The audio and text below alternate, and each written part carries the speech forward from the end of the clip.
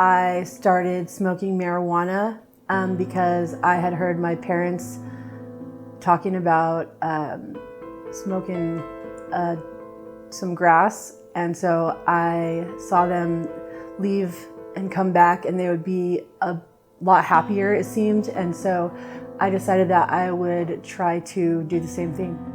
Oh, I was about 11 years old the first time that I smoked marijuana, and then I was about 15 the first time I drank alcohol. It was only an isolated incident, but then when I was about 18, I started heavily using hallucinogenics and alcohol, and I didn't stop for many years.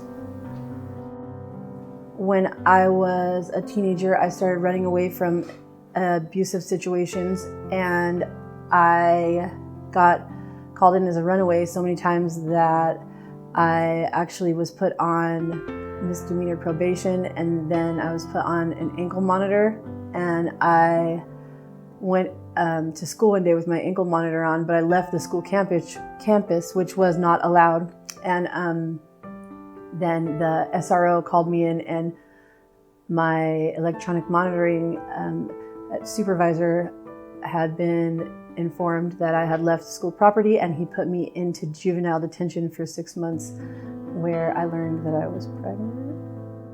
And then I was in for 6 months, and I got out and had my baby with an ankle monitor on. It was incredibly embarrassing. My children's father, actually, I was the abusive one.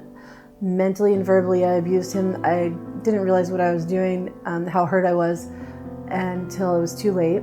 And I had broken up with him and acquired a new boyfriend who was this time the abusive one. And he would toss me around the house. I wasn't on drugs at the time because I had stopped for my children for a while, and he was on drugs and I didn't know it.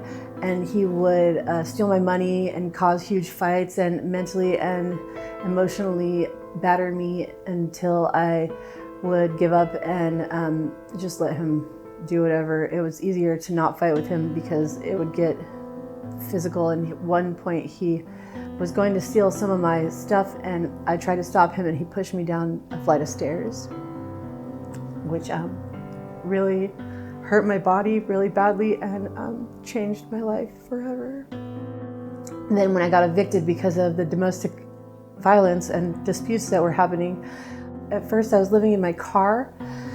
It was pretty bad. I was very hungry. At one time I ate like a ranch packet from a restaurant because that's all the food that I'd had in days and days, and I was so hungry I didn't care anymore. So that was pretty bad. At one point also, I was living in the back of a car when it was negative 13 degrees outside, and I almost froze to death, but I lived somehow. It was when I was living in the back of a truck that I decided to write my My Name is Earl list, which was a list of different things where I was going to start getting my life back on track so that I could stop squandering the gift that God had given me. I don't think that I got over it ever completely, really, but God has helped me to see that it's okay to forgive myself for whatever mistakes that I made in the past, or whatever things that I had done that I think weren't the right things, because sometimes you think you've made a mistake, but really that's just part of the plan. I stayed at the rescue mission for like a day or two, and one time, and I was escaping from one of the abusive relationships, and I had been allowed to stay inside for the day. Usually guests are supposed to go out and try to do something to better their lives, but I was allowed to stay in since I was scared of my abuser, and I happened to walk into a meeting that the New Life program was having, and I felt like I needed to be there. I felt like that's what I really, really wanted. I didn't know what it was, but I knew that that's where I needed to be. And so I inquired about the thing that was happening, and I found out about NLP, and I wrote my first application. I didn't turn it in. I actually applied a few times after that and finally got accepted, which was the beginning of my actual life starting.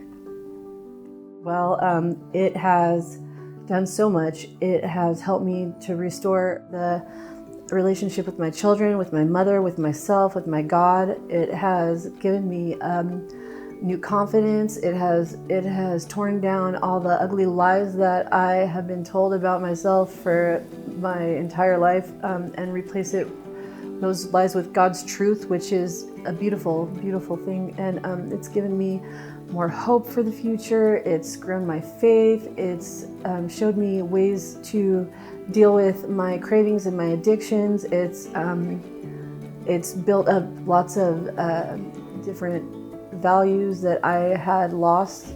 It has helped me with some skills that I can use in the future throughout the community to become a more valuable part of the community. It's showed me what true, real love was. It's helped me to, it's endless. It's helped me in endless ways that I can't even describe those either.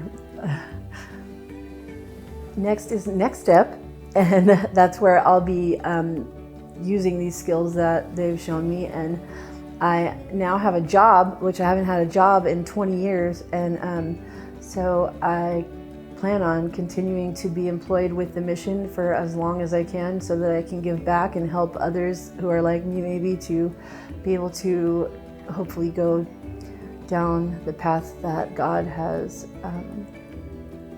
put in front of them. The money, the time, all of the necessities, like all of the things that are given are incredibly like valuable. All of it. Without the donors, then none of this could be possible. There are no words to express how grateful I am, because a new life is not something that grows on trees, but it's priceless. Like there are no words to describe how grateful.